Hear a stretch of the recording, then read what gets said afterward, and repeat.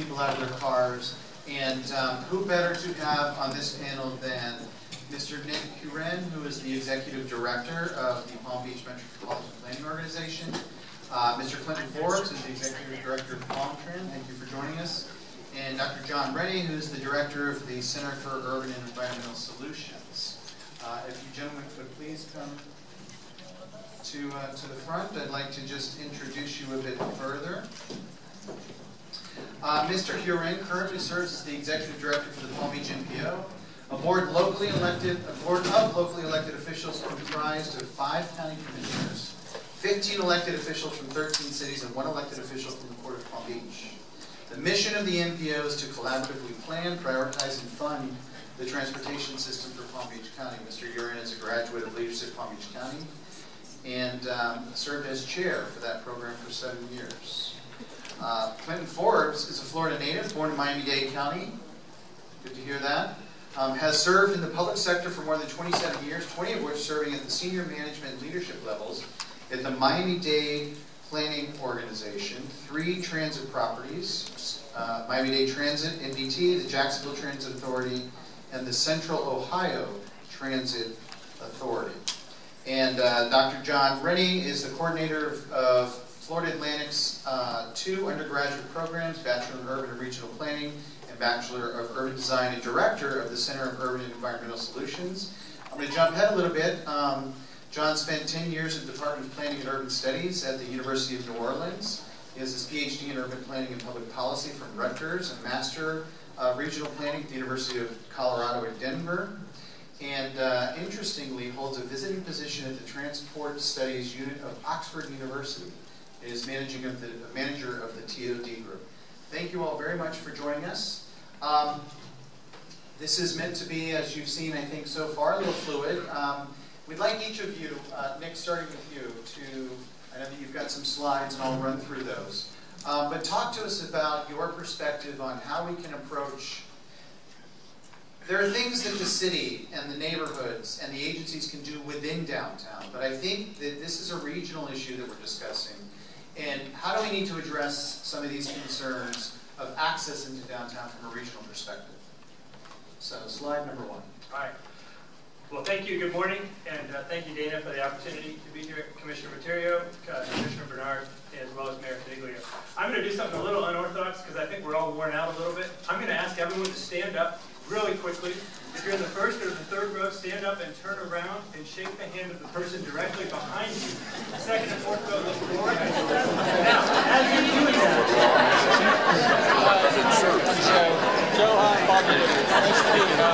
hey there, I'm Wes Blackman. Nice to meet you, Wes. No, I'm a urban planner. I have my own blog. I live in Florida. I was asked by Senator Materio to make this statement to one another. I want you to say, I commit to see you as a person and not run over you with my car.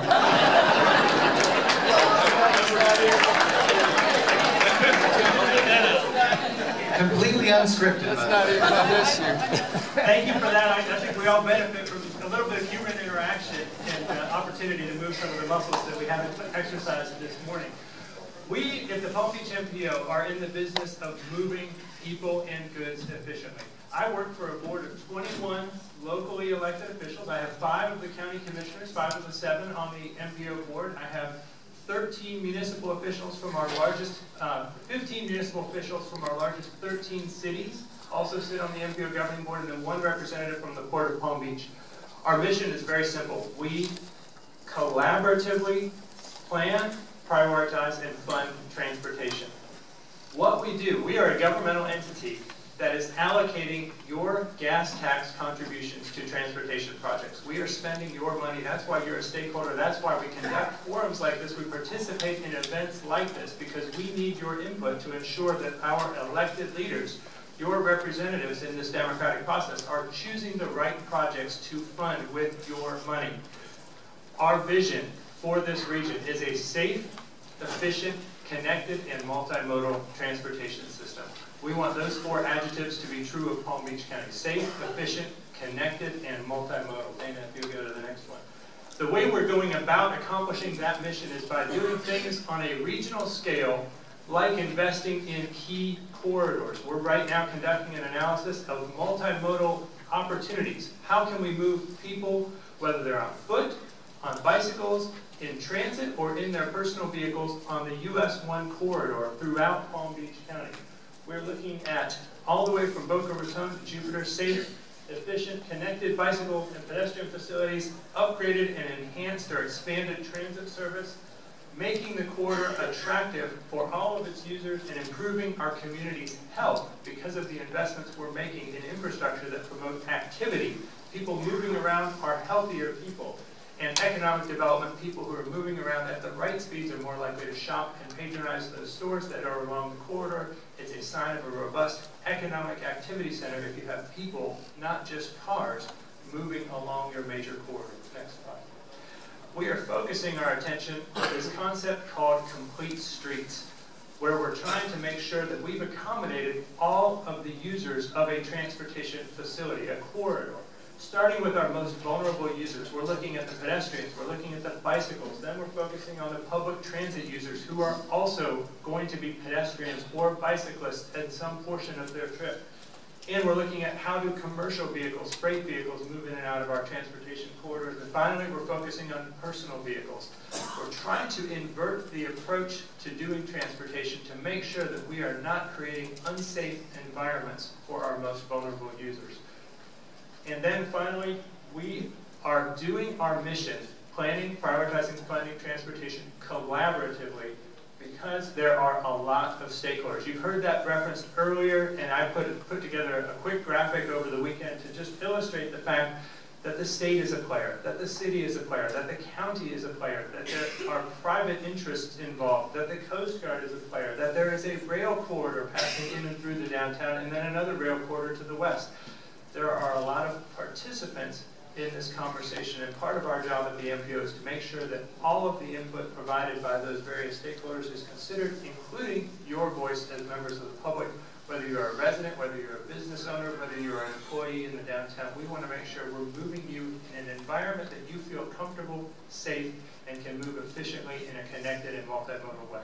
So that's my high-level overview. We are currently doing the US 1 corridor study. We are a partner to the city's mobility investments and mobility study, and we are going to be working with them on their downtown focus on the Okeechobee Boulevard corridor with the charrettes that are coming up in the month of June. And we're very excited about their initiatives, and we're going to help support them in the implementation of whatever you as residents of the city come up with that what you want to see happen in the Okeechobee Boulevard corridor. So thank you again for allowing me to be here. Thank you very much. If I may be so bold, this is an excellent graphic. Just to add one other player would be, as we heard earlier, the town of Palm Beach. They're just off the map here, but obviously that's an important partner in whatever happens in this downtown core area. Mr. Forbes, Clinton Forbes, can you talk to us about all of the great things that are happening in Palm Trim and your experience in changing the paradigm of transit ridership so that we're attracting those folks that actually have a choice to drive or to take transit. George Webb actually pointed that out earlier. If it's going to take me an hour and a half on a bus, but 40 minutes in my car, it's an easy choice to make. So if you can illuminate that a little bit, it would be great. Thank you, Data, and I'm very proud and grateful to be a part of this panel. And I'm also very grateful to live in this community now. I've been here a year and a half, and this is paradise.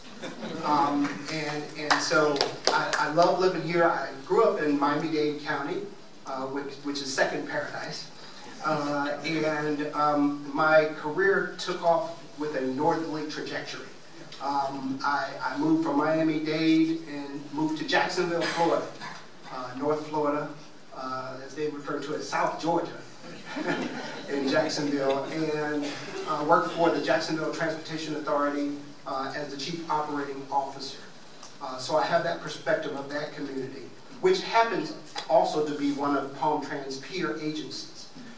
Then moved a little further north, a larger leap, to Columbus, Ohio, where I worked as the Chief Operating Officer there of the Central Ohio Transit Authority. And then I start looking around and saying, wow, my career is taking off on this northerly trajectory, and maybe I'm going to be in Alaska next. But Virginia Baker saved me and brought me back home to South Florida, here in Palm Beach County, where I'm very proud to serve and live. I can see from living here a year and a half, my job is going to be a little challenging. And so I started with the base at Palm Trans, really organizing the department to get ready to be that great organization that will serve this community and improve mobility. And it starts with our mission, which we changed. And I didn't change it, we changed it as an organization. And our mission doesn't have the word transit or transportation in it. Our mission is simply to provide access to opportunity for everyone, safely, efficiently, and courteously. To provide access to opportunity to everyone, safely, efficiently, and courteously. And part of my job is talking about the value of public transit in a community, and sort of changing that narrative. Because, you know, inside these walls and inside my office and in the government building, I think we pretty much understand the value of transit, but outside these walls, it's not easily as accepted. And so, what is the value of transit? Transit is not important because of what it is. Transit is important because of what it does. And it moves people to people. It connects people to people. It connects people to job opportunities. It connects people to play. It connects people to educational opportunities. It connects people to important medical appointments. It is valuable for a community, public transit. So our mission is to provide access to opportunity for everyone, safely, efficiently, and courteously. Dana, if you could move to the next slide. I'm here to talk about transit and the value that it brings to a community. In this slide, you'll see Florida travel mode. And I didn't produce this slide. This came from the Florida Public Transit Association, FPTA, of which I'm a board member. But it's a collection of transit agencies throughout Florida. And what you see here, if you look at the spike on the transit line in 2000, relatively 2008, that correlates with the spike in gas prices when it hit $4. And I think there was a dip after that, but I believe we seized the opportunity with that additional ridership and retained some of those customers. But you'll see that transit ridership has seen the highest rate of increase over the last 10 years than any other mode. Even with the recent downtick in transit boardings, transit usage has increased 17% since 2005, while vehicle miles traveled in 2015 was at the same level as it was in 2005. So I've been a transit professional, and I actually started my career in the Metropolitan Planning Organization, MPO, in Miami-Dade County. So it gives me a great perspective not to only be partial about transit. So I'm not just here to talk about transit, I'm here really to talk about the array of mobility options. So we're interdependent. It's just not transit. It is roads, it's bridges, it's pedestrian, it's bike, it's the ground transportation shared ride services like Uber, Lyft, taxis, all working to facilitate mobility within a community. Next slide. So, the dichotomy of what they call choice riders, those folks who have vehicles and choose to use transit, and what transit-dependent riders, those kind of captive riders. There was a study recently that showed really that the transit-dependent rider wants just as much as the choice rider. And we really should stop actually using the dichotomy of choice rider versus transit-dependent rider. So what does a choice rider and a transit-dependent rider want? What will make them use the system? This study talked about the occasional rider, the commuter, and an all-purpose rider, a person who actually uses transits for almost every purpose.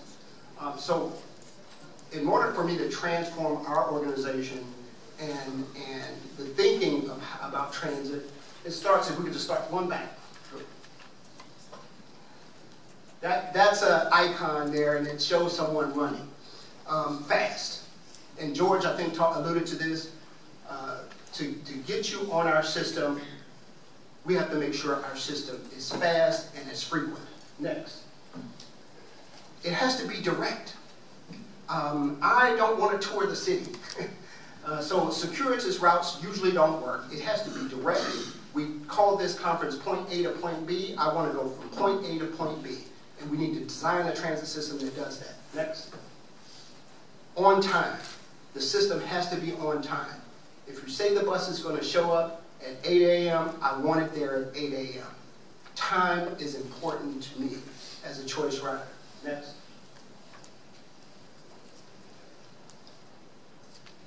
Okay, this gentleman is heavily depending on that parachute. It has to be reliable. It has to be reliable. If I show up to that bus stop at 8 o'clock, don't tell me that the bus has broken down. I am waiting for the bus to be at a certain destination at a certain time. If that bus breaks down in Palm Beach County, where most of our routes come every hour, and we're looking closely at that, that means that you have to wait 2 hours to get to your destination. We have to have a reliable transit system. Next.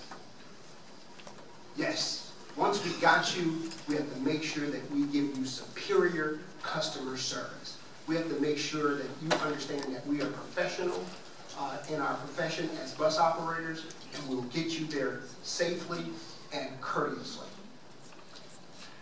And last is make sure that we capture you, keep you on the system by making sure that the technology that you can enjoy while on the transit system, such as Wi-Fi, USB ports, fare payment systems that removes that obstacle of paying for your fare as you board. And the next slide, and this is not the gentleman who got hit by the car. What this symbolizes is pain. And the question is, have we reached that pain point? Have we reached that pain point? Someone mentioned, I believe it was the former mayor, that says, how much do we want to grow? That's not our decision. This is paradise. People will continue to come to live here. Are we ready? So what also moves a choice rider from their vehicle to the bus is pain. Congestion causes pain. High gas prices causes pain. And then you start looking for alternatives. We don't want it to get to this. We want it to be a choice that makes you smile. A choice that makes you less stressful at the end of the day. And so we're working on a transit system now for our future growth here in Palm Beach County. Thank you. Thank you. Dr. John, can you talk to us about all of the great, robust efforts that are already happening in town? We've heard about them already, but your experience and how those can be advanced further.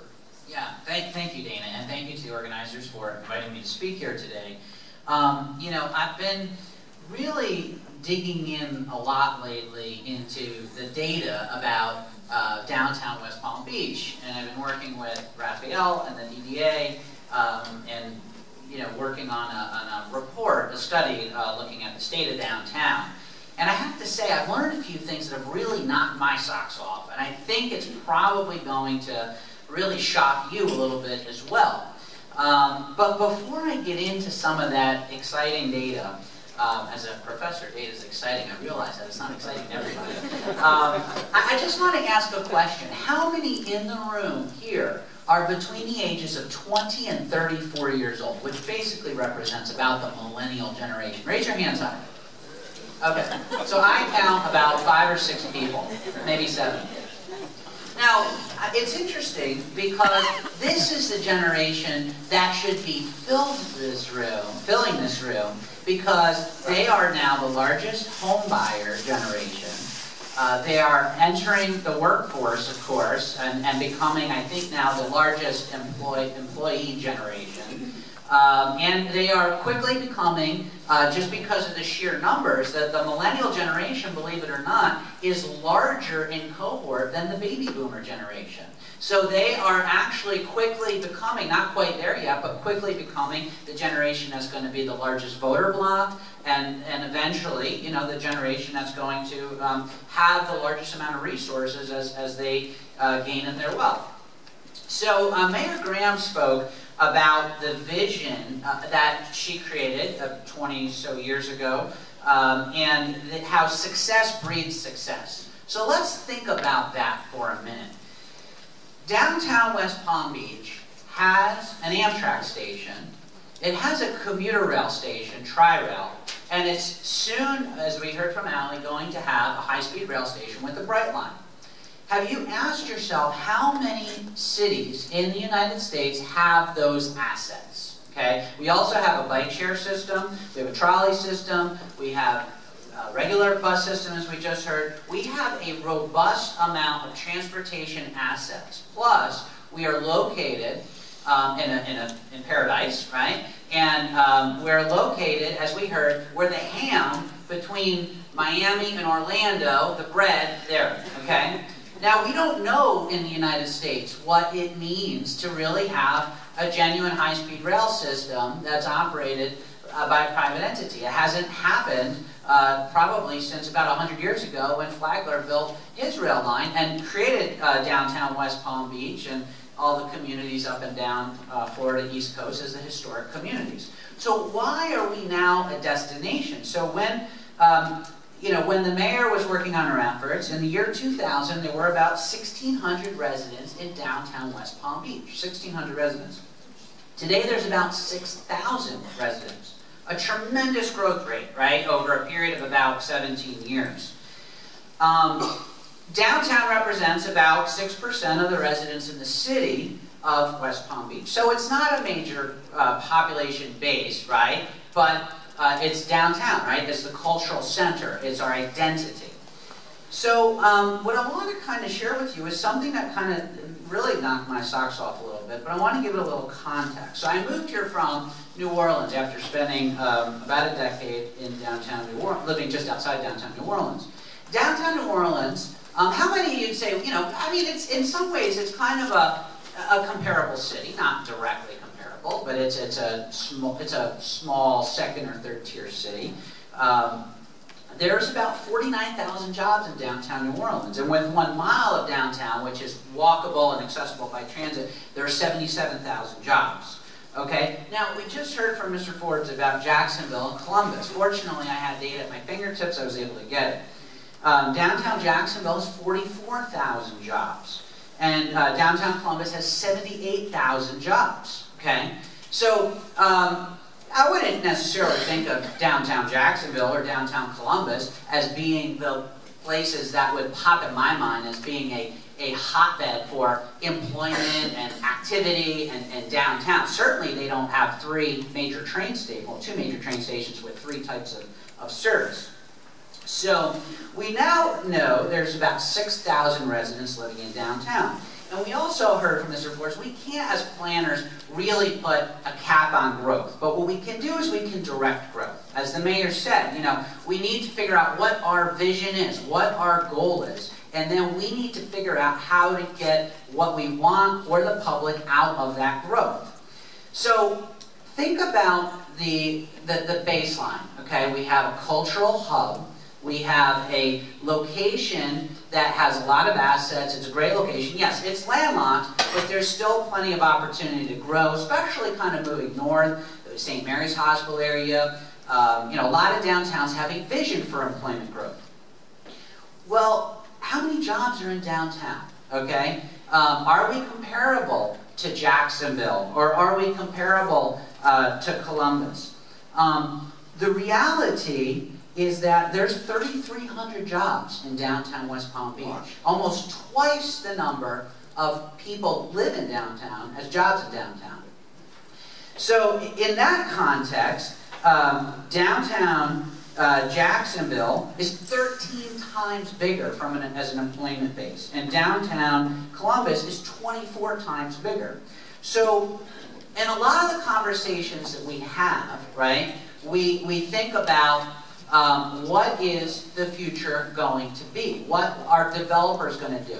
The reality is that if you look at the data of downtown West Palm Beach, it's a highly educated workforce.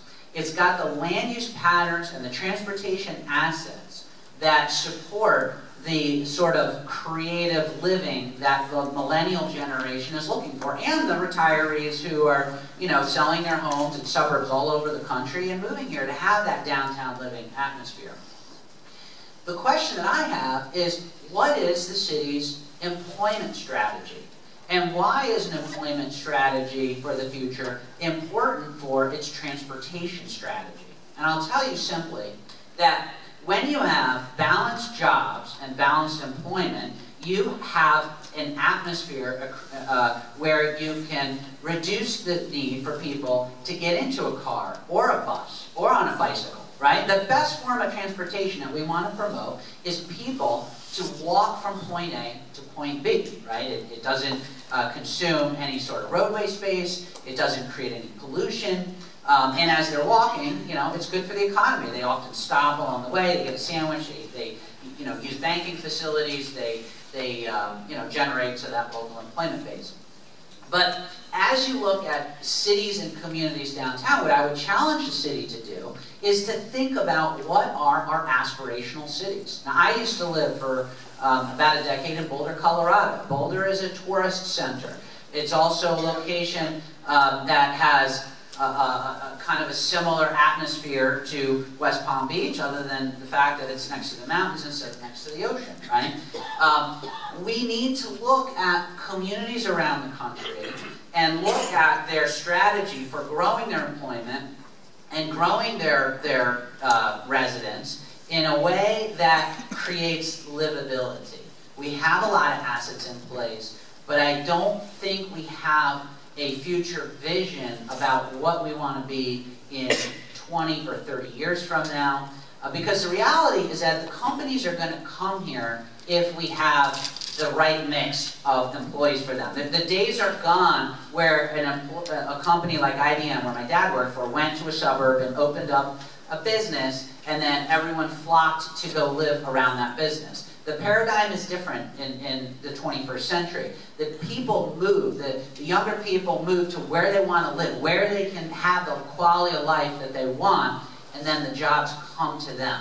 And that's the reality of the 21st century, and I think we need a strategy to be able to reflect that new paradigm. Thank you. Thank you very much. I think many of us are going to go look and see how many jobs there are within our sphere in downtown. That was a shocking number. John, while I've got you, a quick question. What do you think is missing? I mean, you talked about the regional system. We've got a commuter system. We'll have hopefully an enhanced commuter system at some point in the future on the FEC. We've got Brightline coming. What's missing in the mobility options in downtown that we could build upon? So I moved here about a year ago, and I work at FAU in Boca. And I ended up buying a house in the Flamingo Park, which is just south of downtown. So the reason that I chose to live here is because it has the quality of life that I'm looking for. It has the ability for me to own one car with my family. I have 2 kids, we own 1 car, and we're able to get around. I'd rather put more of my money into housing than in transportation. What I see, the key thing that West Palm Beach is missing, and I think the mayor mentioned this earlier, is the walkability and bikeability.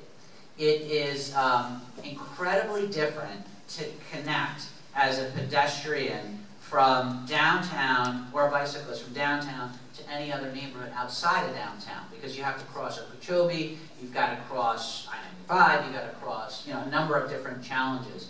I think once downtown gets its walkability and bikeability right, which I understand is very scary for neighboring communities. We heard from the town of Palm Beach, don't take away roadway space. It's going to adversely impact our quality of life. And I can appreciate that, right? But the reality is when you look at communities that have actually done this, and let's take New York City as the greatest example, right? They have taken away capacity.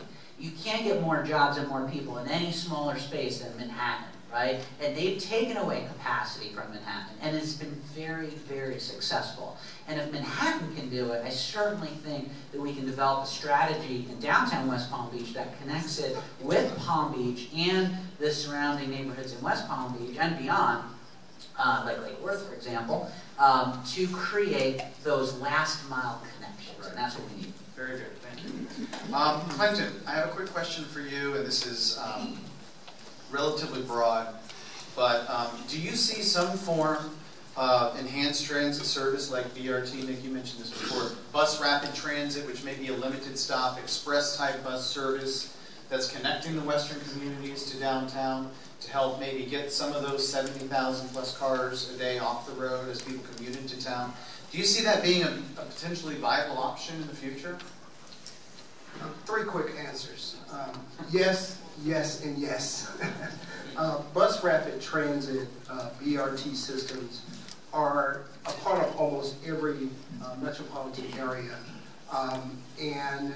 This area, as I've initially assessed, is right for it. It's the great thing about Palm Beach County and how it's laid out for transit is that it's linear.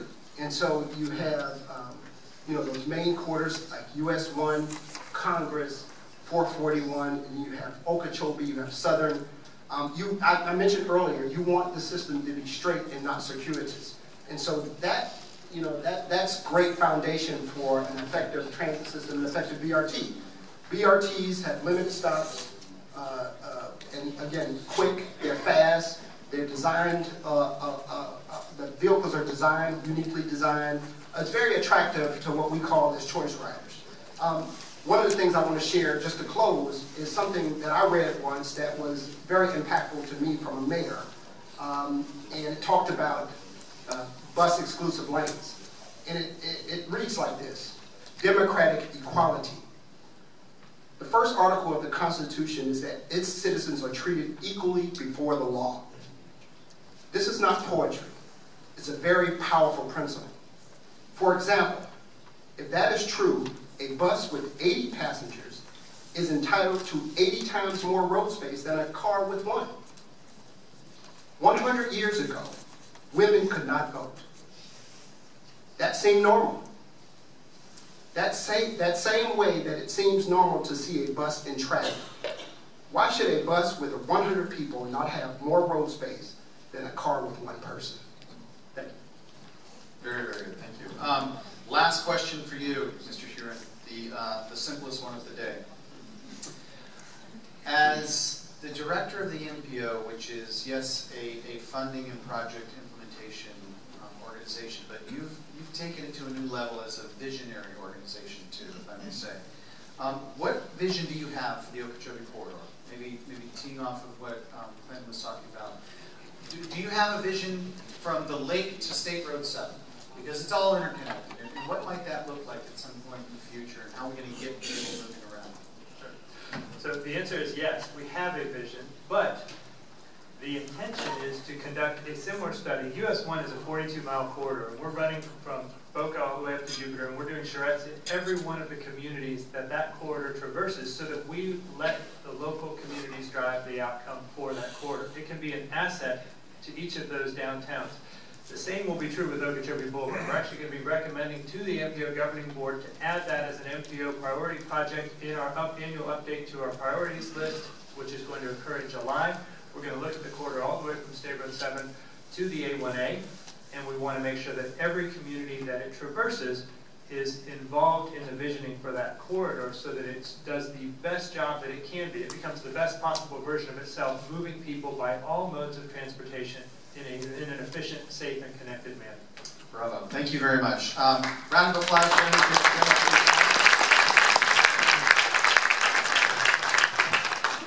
So we're going to take a break in just a moment, but I'd like to provide